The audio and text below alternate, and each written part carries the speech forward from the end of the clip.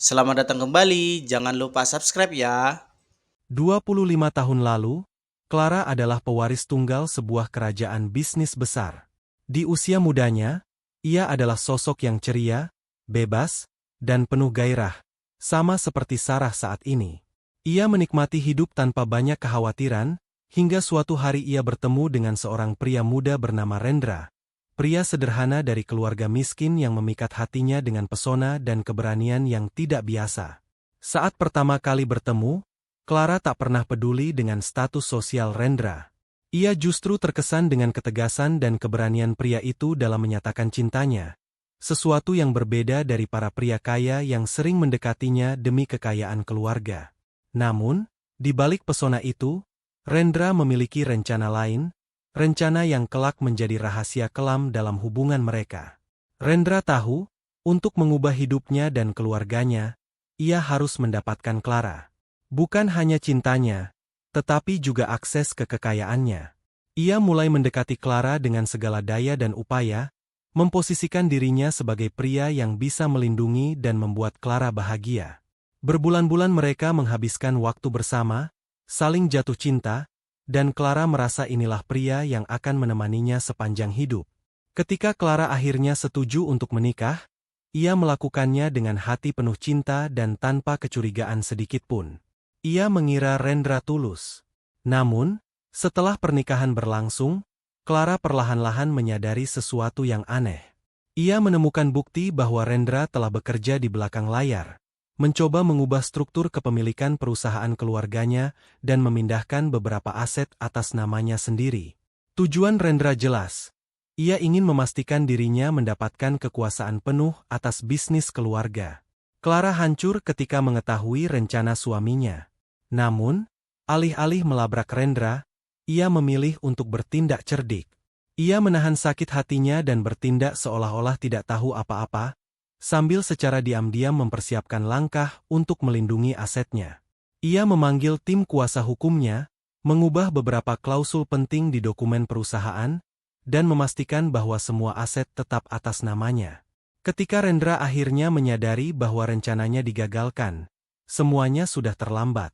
Clara tidak hanya mempertahankan kekayaannya, tetapi juga memastikan bahwa Rendra tidak punya kendali atas perusahaan keluarga. Namun, pada titik itu, Clara sudah terlanjur jatuh cinta pada suaminya. Meski tahu niat awal Rendra tidak sepenuhnya murni, ia memutuskan untuk tidak meninggalkannya. Clara percaya bahwa, bagaimanapun juga, cinta bisa tumbuh dari kebersamaan, dan ia tidak ingin membuat hidup putri mereka, Sarah, terpecah oleh perceraian. Rendra, di sisi lain, akhirnya menyadari bahwa ia tak pernah bisa memegang kendali atas Clara. Bukan hanya karena kecerdikan istrinya, tetapi juga karena ia menyadari bahwa Clara jauh lebih kuat daripada yang ia duga. Sejak saat itu, Rendra hidup dalam ketakutan kehilangan segalanya, baik kekayaan maupun cinta Clara. Hubungan mereka terus berjalan dengan baik, meski dalam hati Rendra selalu merasa gentar pada istrinya. Rendra, membatin, aku mencintainya, tapi aku juga tahu, tanpa dia, aku kembali ke nol. Bagi Clara, Sarah adalah segalanya. Ia melihat dirinya sendiri dalam putri tunggalnya itu. Ceria, penuh semangat, dan tak takut melawan batasan. Namun, satu hal yang Clara pelajari dari pengalamannya adalah bahwa cinta tidak selalu sesederhana perasaan. Ada kepentingan, manipulasi, dan kekuasaan yang bisa membuat cinta menjadi rumit. Karena itulah Clara selalu berusaha melindungi Sarah. Ia tahu bahwa suaminya, Rendra, masih terus mencari cara untuk memperluas koneksinya di dunia bisnis. Salah satu cara utamanya adalah dengan menjodohkan Sarah dengan putra keluarga konglomerat lain. Clara sudah berkali-kali melihat suaminya melakukan hal ini, tapi selama ia masih memiliki kendali atas keluarga dan bisnis, ia memastikan tidak ada yang bisa memaksa Sarah untuk menikah demi keuntungan. Clara, membatin, Sarah tidak akan mengalami nasib yang sama denganku. Aku tidak akan biarkan dia menikah karena ambisi seseorang. Namun, Clara juga tahu bahwa sifat Sarah yang keras kepala dan bebas bisa menjadi pedang bermata dua. Meskipun Sarah mungkin ingin hidup dengan caranya sendiri, Clara tahu bahwa dunia di sekitarnya tidak akan sebaik itu. Dan suaminya, Rendra, akan selalu mencari cara untuk menjebak putri mereka dalam permainan bisnisnya. Clara berbisik dalam hati, dia sangat mirip denganku. Hanya saja, dia belum tahu bahwa cinta dan kebebasan seringkali membutuhkan pengorbanan besar. Setelah 2 tahun di luar negeri, Clara kembali dengan tekad bulat. Ia tahu betul bahwa selama ia pergi, suaminya pasti sudah mencoba berbagai cara untuk menjodohkan Sarah. Dan Gino, pria yang kini dekat dengan putrinya, mungkin hanyalah salah satu langkah suaminya dalam permainan ini.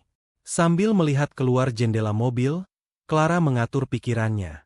Kali ini, ia tak akan membiarkan siapapun memaksa Sarah mengikuti rencana yang bukan pilihannya sendiri. Jika Sarah benar-benar ingin memilih jalannya, Clara akan mendukungnya, meski harus berhadapan dengan suaminya sendiri. Clara, pelan, Sarah, kamu memang keras kepala. Tapi kali ini, kamu tidak sendiri. Dengan senyum tipis yang penuh keyakinan, Clara merapikan rambutnya dan bersiap menghadapi apapun yang menantinya di rumah. Entah suaminya, Gino, atau siapapun, ia akan memastikan bahwa tidak ada yang bisa menghancurkan kebebasan putrinya.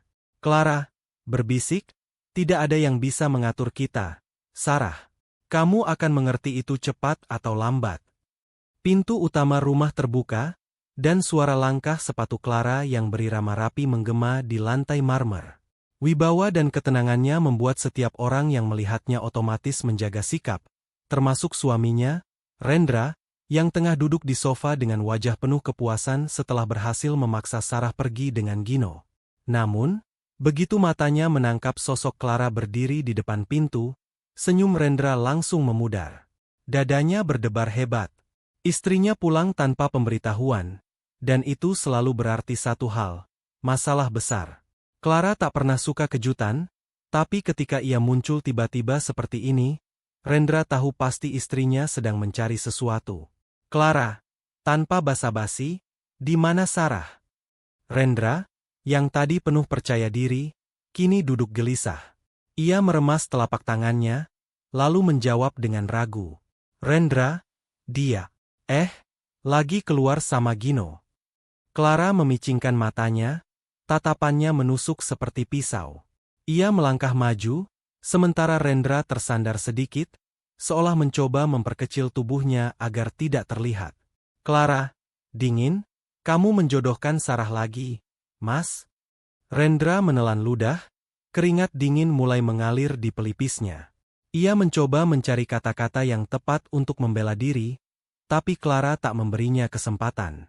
Tanpa berkata apa-apa lagi, ia merogoh tasnya, mengeluarkan ponsel, dan segera menelepon Sarah. Di luar sana, Sarah duduk di dalam mobil Gino, wajahnya terlihat jenuh dan kesal. Ketika ponselnya bergetar, ia buru-buru melihat layarnya. Begitu melihat nama Mama tertera di sana, senyumnya langsung merekah. Sarah mengangkat telepon dengan semangat, "Mama! Mama pulang." Di ujung telepon, Clara tersenyum tipis, meski wajahnya tetap tenang. "Clara, iya, Mama sudah di rumah, sayang. Kamu di mana sekarang?" Suara ceria Sarah berubah menjadi keluhan penuh emosi. Seperti bendungan yang jebol, ia menceritakan semuanya. Bagaimana ayahnya memaksa dia menemani Gino, mengancam menghancurkan masa depan Yanuar jika dia tidak pulang, dan betapa ia merasa lelah dengan semua paksaan itu. "Sarah, kesal? Aku gak tahan. Aku gak mau hidup kayak boneka buat urusan bisnis ayah." Clara mendengarkan dengan sabar, meski di dalam hati ia semakin geram. Ketika Sarah selesai bicara, Clara menoleh pada asistennya. "Clara, tenang tapi tegas, siapkan mobil. Jemput Nona Sarah sekarang juga." Asisten itu mengangguk dan segera melangkah keluar untuk melaksanakan perintahnya. Clara kembali berbicara ke telepon. "Clara, lembut, tunggu di sana, sayang. Mama kirim mobil untuk jemput kamu." Sarah menghela napas lega, merasa seperti baru terlepas dari jeratan yang menghimpitnya. "Sarah, terima kasih, Ma." Setelah menutup telepon, Clara menatap suaminya dengan dingin. Clara, dingin dan penuh wibawa, jangan usik urusan Sarah, Mas. Kalau kamu masih mau tinggal di rumah ini. Wajah Rendra langsung pucat. Ia menunduk, menelan ludah dengan susah payah. Ia tahu ancaman Clara bukan sekadar gertakan. Kehidupannya yang nyaman, rumah besar, harta melimpah. Semuanya tergantung pada Clara. Rendra mengangguk cepat, iya, aku gak akan ikut campur lagi. Clara menghela napas panjang dan duduk di sofa, melipat tangan di depan dada. Clara, sekarang jelaskan. Apa yang sebenarnya terjadi? Dengan gugup, Rendra mulai menceritakan semuanya. Tentang Gino, tentang rencananya menjodohkan Sarah untuk membuka koneksi bisnis baru, dan bagaimana ia mencoba memaksa Sarah agar meninggalkan bengkel dan pria yang bernama Yanuar itu. Rendra, pelan, aku cuma mau yang terbaik buat Sarah. Lagi pula, bengkel itu gak punya masa depan. Aku cuma takut dia terjebak dengan orang yang gak bisa kasih kehidupan layak. Clara hanya mengangguk pelan, menahan diri agar tidak menyela. Setelah suaminya selesai bicara, ia menyandarkan punggungnya dan memijat keningnya dengan lelah. Clara, membatin, kenapa kisah ini terasa begitu familiar? Ia mengingat masa mudanya, bagaimana ia dulu harus menghadapi permainan licik Rendra, bagaimana ia juga pernah diperjuangkan oleh pria sederhana dengan mimpi besar tapi niat tersembunyi. Sekarang, hal yang hampir sama terulang pada anaknya. Rendra membuka mulut, mencoba memberikan pembelaan, tapi Clara segera mengangkat tangannya, menghentikan suaminya bicara. Clara, dengan tegas, sudah, Mas, jangan berkomentar lagi. Aku sendiri yang akan cek siapa sebenarnya Yanuar ini. Rendra hanya bisa menunduk pasrah. Ia tahu, sekali Clara mengambil alih, tidak ada yang bisa menghalanginya. Clara menghela napas dalam-dalam dan menatap keluar jendela. Meski hatinya masih dipenuhi kekhawatiran, ia tahu bahwa Sarah berhak menjalani hidup dengan pilihannya sendiri. Tapi sebelum ia memberikan persetujuannya, ia harus memastikan bahwa Yanuar benar-benar layak untuk putrinya. Clara, membatin, jika dia pria yang baik, aku akan biarkan Sarah memilih. Tapi jika tidak, aku akan pastikan Sarah tidak mengulangi kesalahan yang pernah aku buat. Ia menutup matanya sejenak, mengumpulkan kekuatan dan tekad untuk menghadapi apapun yang mungkin terjadi. Sebagai seorang ibu, Clara akan melakukan apapun demi melindungi anaknya. Tapi kali ini, ia akan melakukannya dengan lebih bijaksana daripada di masa lalunya sendiri. Begitu Sarah tiba di rumah, Clara berdiri di ambang pintu dengan senyum hangat. Tanpa berpikir dua kali, Sarah langsung berlari ke arah ibunya dan memeluknya erat. Sarah, bahagia? Mama Aa, aku kangen banget sama Mama. Clara membalas pelukan itu dengan lembut, mencium puncak kepala putrinya. Clara, lembut, Mama juga kangen, sayang. Ayahnya, Rendra, berdiri di belakang dengan tangan di saku, mencoba tetap terlihat tenang meski merasa canggung. Namun, Sarah tidak melewatkan kesempatan untuk meledek ayahnya. Ia menatap Rendra dengan bibir dimoncongkan dan ekspresi jahil. Sarah, dengan nada usil, ayah, puas ya gangguin aku? Jangan kira aku gak tahu rencana ayah. Rendra hanya bisa menggeleng-gelengkan kepala sambil menahan senyum, berusaha menyembunyikan rasa malu di balik sikap cueknya. Rendra, tersenyum tipis, anak perempuan itu memang selalu mirip ibunya, ngeselin. Clara tersenyum mendengar celoteh putrinya. Di matanya, Sarah semakin cantik dan penuh kehidupan, persis seperti dirinya di masa muda. Clara, lembut, lihat kamu sekarang, semakin cantik aja. Mereka akhirnya masuk ke rumah, dan Sarah langsung menarik tangan ibunya dengan semangat. Sarah, ayo masuk ke kamar. Aku punya banyak cerita buat Mama. Clara tertawa kecil dan mengikuti langkah putrinya yang penuh semangat. Mereka berdua masuk ke kamar, sementara Rendra hanya bisa menghela napas lega karena suasana sudah mencair. Di bengkel Yanuar, ujian dimulai. Pagi itu, bengkel Yanuar tetap sibuk seperti biasa. Beberapa motor sedang diservis di bawah tangan cekatan para pekerjanya, sementara suara alat dan mesin memenuhi udara.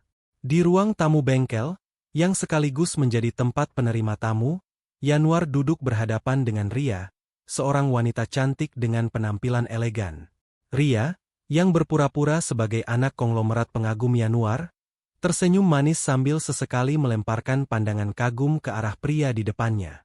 Yanuar, dengan tangan kasar bekas oli, menyandarkan diri di sofa dengan sikap tenang namun siaga. Ria, senyum menggoda, "Bengkel kamu ini keren, Yan. Aku suka orang yang kerja keras kayak kamu. Tapi, apa kamu gak capek? Maksudku, kamu bisa punya hidup yang lebih mudah kalau kamu mau."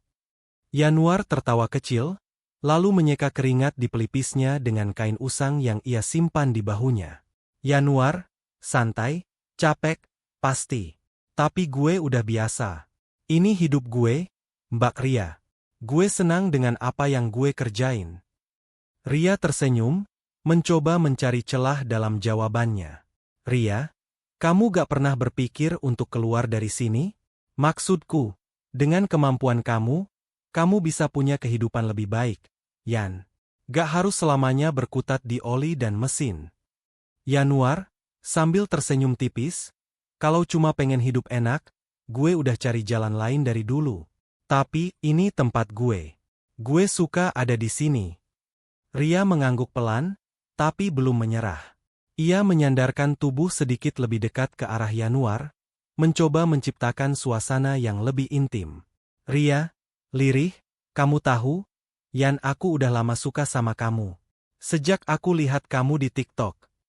Yanuar menatap Ria sejenak, alisnya terangkat dengan ekspresi bingung namun tetap tenang. "Yanuar, oh, gitu ya? Tapi maaf, Mbak Ria. Gue gak pernah niat buat nyari hubungan dari situ." Ria berusaha tetap tersenyum meski mulai frustrasi. Ia tahu harus bergerak cepat sebelum gagal menjalankan rencana Clara. Ria menghela napas, lalu berkata serius, "Yan, aku serius. Aku bisa kasih kamu lebih dari yang kamu bayangkan. Gimana kalau kamu tinggalkan semua ini dan mulai hidup baru bareng aku?" Yanuar tersenyum tipis, lalu menatap langsung ke mata Ria dengan ketenangan yang khas. "Yanuar, Mbak, gue gak tahu gimana cara balas perasaan lo. Tapi maaf, gue gak bisa terima tawaran itu. Bukan karena lo kurang baik, tapi hati gue udah milik orang lain." Ria menggigit bibirnya, merasa usahanya menemui jalan buntu. Akhirnya, sesuai rencana Clara, ia memutuskan untuk meluncurkan kartu trufnya.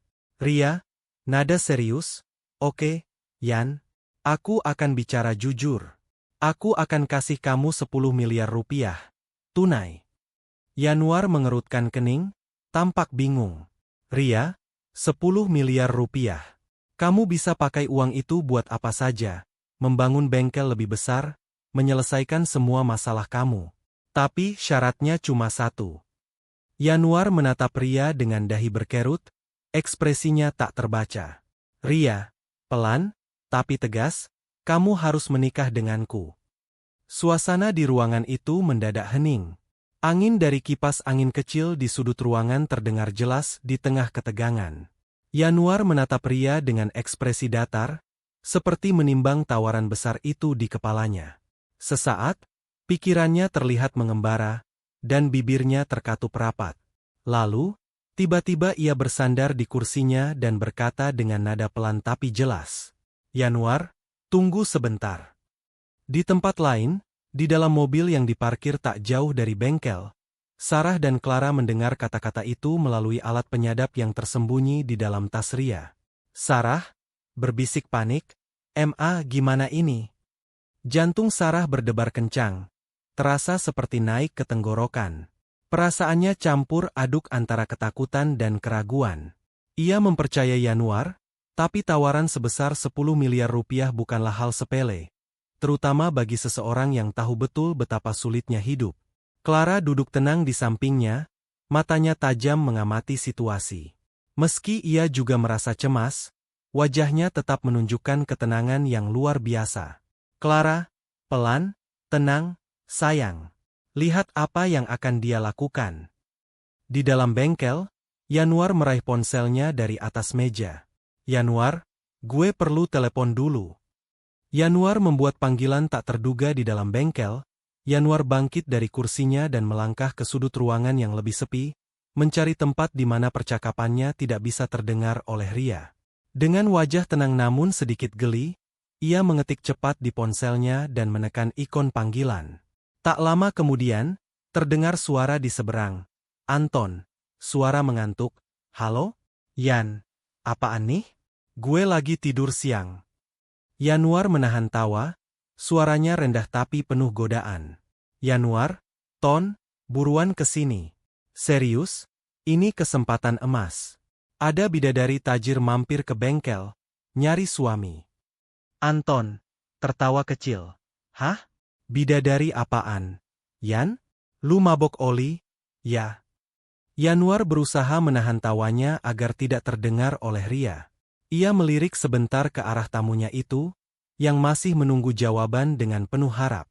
Yanuar, nada bercanda, speknya sebelar 12 sama Sarah Lohton. Tapi ini level next, karena tajir banget. Sumpah, kalau lu mau nikah, langsung dapat 10 miliar cash. Tinggal bilang, iya, beres urusan. Anton, tertawa tidak percaya, hahaha. Yan, lu ngelawak apa serius? Mana ada cewek nyari suami di bengkel dan ngasih duit segitu gede buat nikah? Yanuar, tetap tenang, gue serius, Ton. Gue gak bisa ambil tawarannya. Tapi kalau lu mau, ini kesempatan hidup sekali seumur hidup. Buruan kesini. Gak percaya? Entar lu lihat sendiri. Anton di seberang telepon masih merasa ini seperti guyonan absurd. Tapi, karena rasa penasaran lebih besar dari logikanya, ia akhirnya memutuskan untuk datang. Anton, menghela napas, oke, gue kesana. Kalau ini prank, Yan, sumpah lu gue geprek di bengkel. Yanuar tertawa kecil sambil mematikan telepon. Ia kembali ke ruang tamu, wajahnya tetap tenang dan tak memperlihatkan tanda-tanda goyah.